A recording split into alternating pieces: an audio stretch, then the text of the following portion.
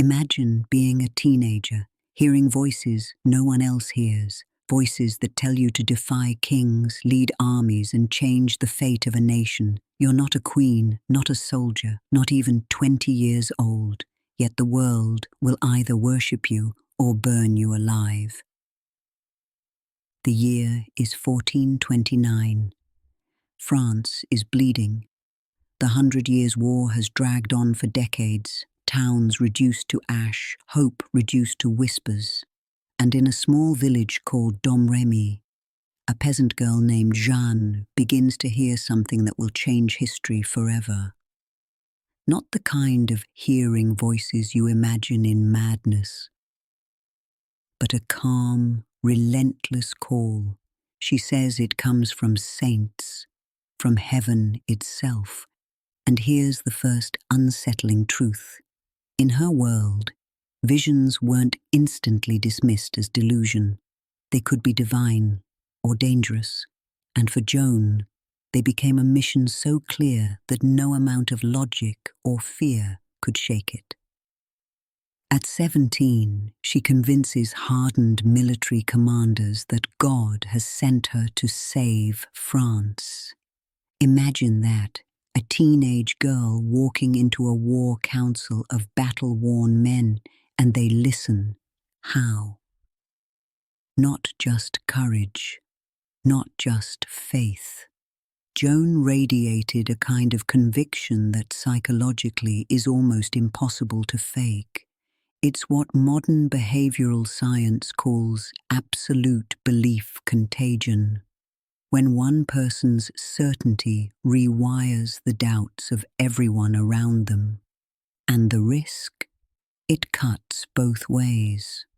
When you carry that much belief, you can lead people to victory or to ruin. Joan's gamble would decide the future of France.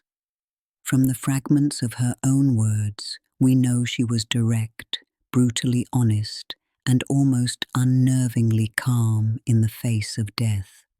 Psychologists today might see traits of resilient idealism, a personality wired to endure extreme pressure when anchored to a purpose. But there's something else. She refused to play by the gender rules of her time. She cut her hair short, wore armor, and spoke as a commander. These choices weren't just practical, they were psychological armor. In her mind, dressing like a man wasn't rebellion. It was becoming the role she needed to survive. And survival wasn't about living. It was about completing the mission she believed heaven had handed her. Here's where the line blurs. Did divine voices guide Joan, or by the deep subconscious of a mind pushed beyond ordinary limits? We know that intense focus, isolation, and unshakable belief can produce auditory and visual phenomena, the mind's way of turning inner conviction into outer command. But for Joan, those voices were never in her head. They were real, because they had to be. Faith gave her certainty, certainty gave her power, and power turned a peasant girl into a military leader who could stare down seasoned generals and not flinch. In less than a year, Joan's presence changes everything. The French army wins key victories, morale surges. She escorts the Dauphin to Rheims, where he is crowned Charles VII, exactly as she had predicted. Think about that moment for her. A teenage girl who could barely read, standing beside a king because she believed the voices in her head were right. That's the height of her story, the point where belief bends reality.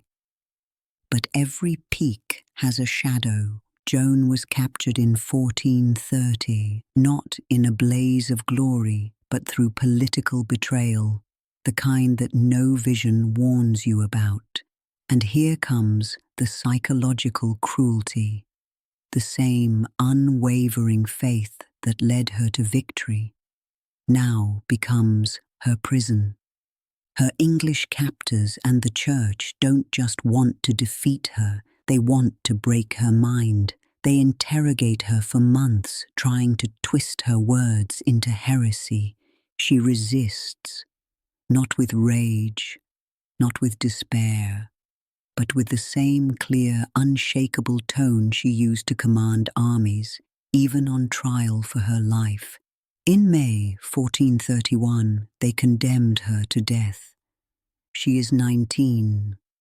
Witnesses say she asked for a cross to hold as they tied her to the stake, and here's the detail that still haunts historians. Even as the flames rose, she didn't curse her executioners. She cried out the name of Jesus over and over.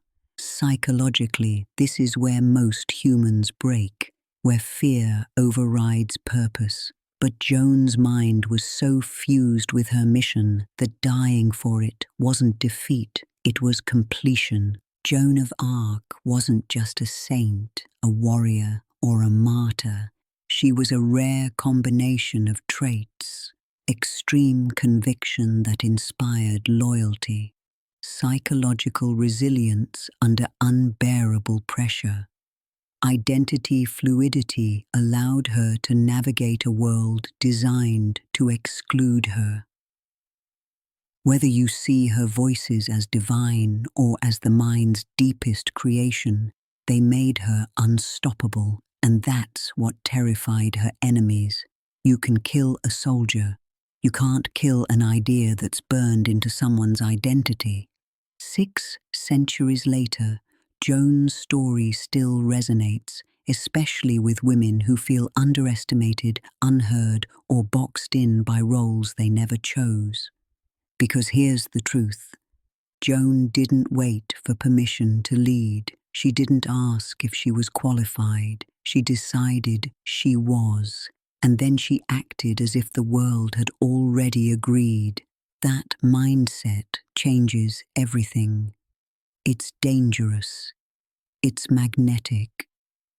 And in Joan's case, it was fatal. Joan of Arc's life is a warning and an invitation. The warning: conviction can carry you to greatness or straight into the fire. The invitation: if you believe in something enough to live and die for it, the world will feel that certainty, whether it understands you or not. And maybe, just maybe, the voices you hear, whether divine, instinctual, or born of your own most profound truth, are not madness, but the part of you that knows exactly who you are. And if you ever find that voice, you will understand why a 19-year-old girl could defy armies, outwit kings, and face the flames without fear.